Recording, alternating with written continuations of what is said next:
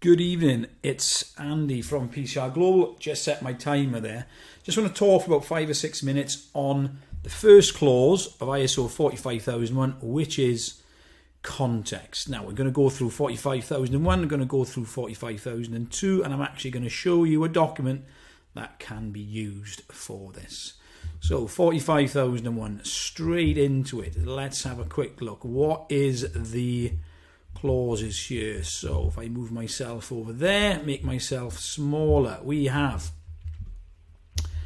the context of the organisation. Understanding the organisation is context, understanding the needs and expectations of workers and in other interested parties, determining the scope and also the occupational health and safety management system. So let's get straight in it. We are going to satisfy this clause. Understanding the organisation is context. So here we go. Not much is stated here. The organisation shall determine the external and internal issues that are relevant to its purpose and that affect its ability to achieve its intended outcomes. That is the business objectives. So how can we determine that? First things first, what we need to do is jump into 45002 because 45002 guidelines for the application of 45001. A very good document. I would consider getting this if you haven't got it. So I'm just going to jump down to here because there are a few things that we need to look at. So here we go. Context takes us through it in a little bit more detail. Understanding the organisation and its context. How issues relating to the context are determined depends on the size of the organisation.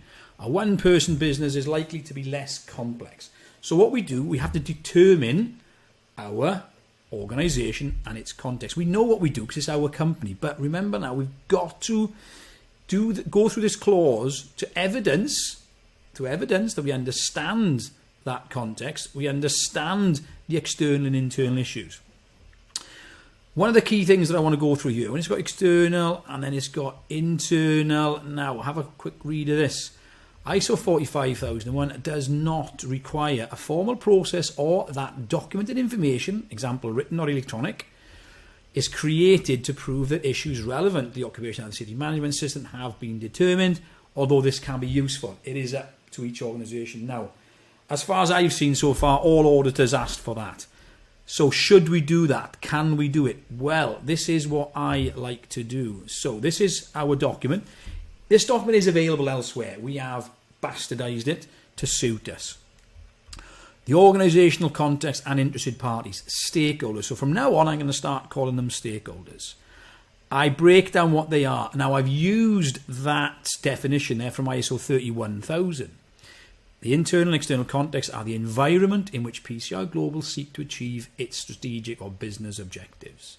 Interested parties or stakeholders are persons or organisations that can be affected by, or perceived to be affected by PCR's decisions or activities. I then just go on to say within the document what I do. Basically, this is a power and interest matrix. I've got this written down as our priority. If we look at the power that these organisations have over PCR, as I say there, it's the power level of the stakeholders, power to prevent PCR reaching its objectives. So basically, how much influence have they got of us to basically stop us in our tracks? I actually go on to break it down. High power stakeholders are those who can change PCR objectives or even halt them altogether. This is a serious category. It's a major player. Then we've got the interest level. So how interested are they in PCR? From uninterested to significantly interested. It's a normal, simple matrix. We all know these aren't an exact science. It does get us on the page. We have there the priority. We have a priority score.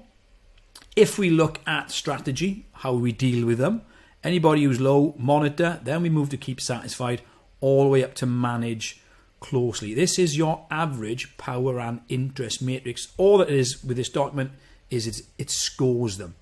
So I'm going to go back to the start. So you can see here I've got clause 1, understand the organisation and its context. So I'm going to dip back into here. I'm wrong. I'm going to dip back into here. Understand the organisation and its context. 4.1 explains about identification. We don't have to log it down, but I have logged it down. External issues. I've got student satisfaction in there because the interested party I'm looking at are students. Lack of students on PCR courses due to satisfaction rates. That causes an internal issue. Here's the interested party, because I'm moving into understand the needs and expectations of interested parties, back into our document. Understand the needs and interests of interested parties. You can see here it gives us some guidance within this document. The organisation should take time to understand. I have, because I've documented it. There is 4.2. If I go back to 45,001, the organisation shall determine. It says the relevant needs and expectations. Which of these needs and expectations are or could become legal requirements and other requirements. Back into our 4.2, I've categorised them. I've said I've got them down as high power. Yes, they do have a major influence. And I've also got their students are really interested in what we are doing. Therefore, it takes them up to 16. So 12 to 16, they got high interest and they've got high power. I've got to manage them closely. So, needs and expectations. I've documented to you what I believe to be the actual needs and expectations. Everything from lower or competitive price to other TPs. They want us to have our price lower. Speedy and polite responses from our training department. Joining instructions. On-hand assistance with Zoom. Excellent delivery by the tutors. Extra resources. Free ongoing support. Training certificates receiving good time. And post-course support via communications. So what I am saying in there, I have looked at the needs and expectations of interested parties, this time students. I'm then moving on to clause 4 to what I've got here is how are we going to measure that internally? When we look at our business processes, we are going to utilise business process 10, which for us is performance evaluation, which happens to be performance evaluation as well in the high level structure. So how are we going to do that? Tutor questions, feedback form, review with student organisation, internal audits. 4.2. Now moving into 4.3. Go back into 4.3.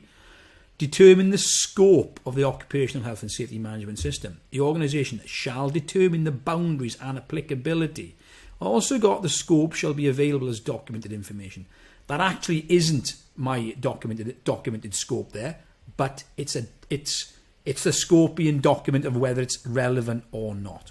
So let's go back. What have we got? All I've got in mind, is it applicable? Yes, it is. Students are included within the scope of our management system. Scopes can include internal departments.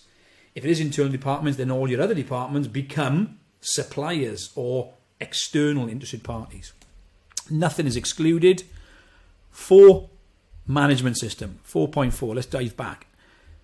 The organisation shall establish, implement, maintain and continually improve a management system, including the processes needed and their interaction in accordance with the requirements of this document.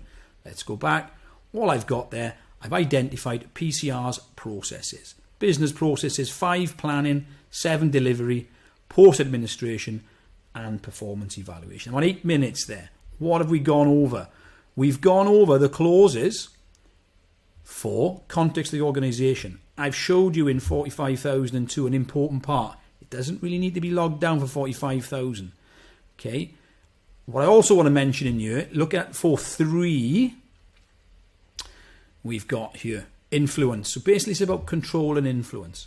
Before sending workers to operate an external site, an organisation should engage with the site operators to ensure that information is shared on health and safety risks and any precautionary measures. Really important to know that, because if we dive back into 45,001, it doesn't really say that. Okay? It mentions control and influence, doesn't break it down. 45,002 takes us to a better place. Again, mentioning about documented information. And just for the management system, going through that plan, do, check and act. That's it. If you want a copy of this document, that is absolutely fine. You can have it free of charge. All I'm going to ask you to do is you subscribe to our YouTube channel. That'll help us out and make all this a little bit more worthwhile for everybody. Thank you very much for watching. Much appreciated. Stay safe, stay healthy and stay productive.